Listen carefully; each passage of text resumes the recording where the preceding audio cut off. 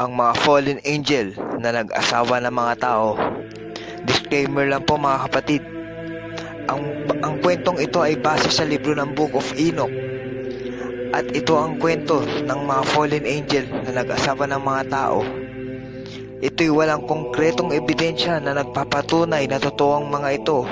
Subalit, nais kong ilahad, nasa inyo po ang inyong pagpapasya. Salamat po. Mga kapatid, ano nga ba ang fallen angel? Sila ay mga anghel na di umano tumiwalag sa nais ng poong may kapal at nagturo ng forbidden knowledge sa sangkatauhan. Sila ay matatalino at advanced na nilalang sa kalawakan at naatasang maging tagapagmasid sa kalawakan.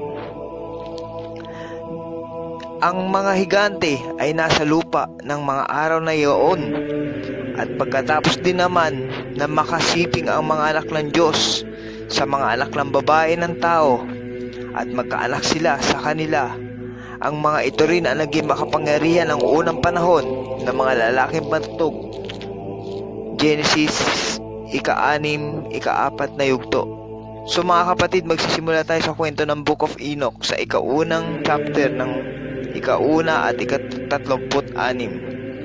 Noong pasibol pa lang ang nilikhang mundo at unti-unti pa lang natuto ang sangkatauhan na matuto sa kanilang sariling paraan, ang dakilang tagapaglikha ay nag-atas ng tagapagbantay at tagapagmasid upang bantayan ang nilikhang sangkatauhan, at tinatawag sila bilang watchers, at binubuo ito ng leader na si Samyaza. Nang panahon na yon, sila ay makapangyarihang nilalang na lihim na nagmamasid sa sangkatauhan, hanggang sa dumating ang panahon na sila ay nagpasya at nagsagawa na maging tagapagbantay ng mundo. Sila ay naakit sa mga magagandang babae na asa lupa, at napagkasunduan nila na bumaba mula sa ika-5 langit na pagpapasyahan ng 200 anghel na pinamumunuan ni Samyaza na kanilang pinuno, na bumaba sa bundok ng Mount Hermon. Napagkasunduan nila ang mabigat na desisyon at wala nang urungan sa kanilang pagsuway sa dakilang tagapaglikha, at nakaamba na nilang na mabigat na parusa sa paglabag ng batas ng tagapaglikha.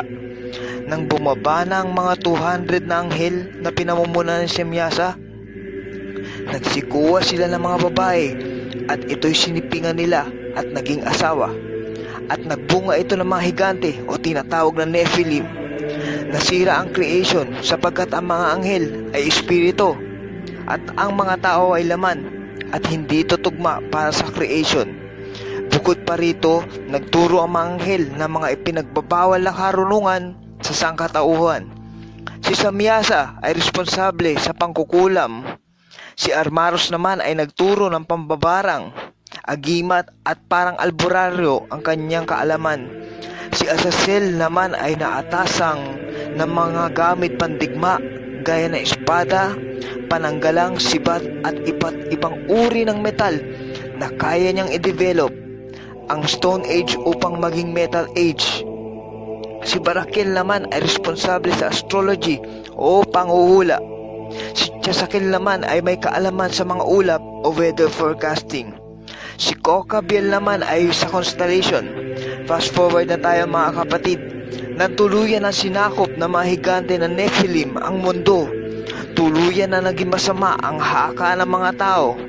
Maraming dugo ang dumanak sa panahon na yon. Tuluyan na sira ang magagandang plano ng Diyos para sa sangkatauhan, at binalaan ang matuwid na si Noah na gumawa ng barko upang mailigtas ang mga hayop at pamilya nito. Si Noah ay ika-5 sa henerasyon ng apo ni Jared, Enoch, Methuselah at Lamech, at inutusan ng tagapaglikha na huliin si Azazel at ibilanggo sa disyerto.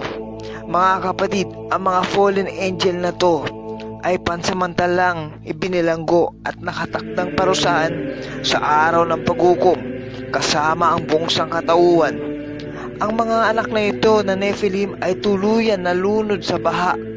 Mga kapatid, Ang mga kaluluwa ng Nephilim na nalunod sa baa ay maaring ngayon sa mundo ay masamang espiritu na gumagala ngayon na naghahasik ng lagim sa sangkatauhan at nakatakda silang parusahan sa nalalapit na araw ng paghukom.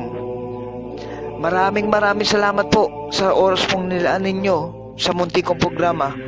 For more videos, please like, share, and subscribe and click the notification bells for more videos. Thank you.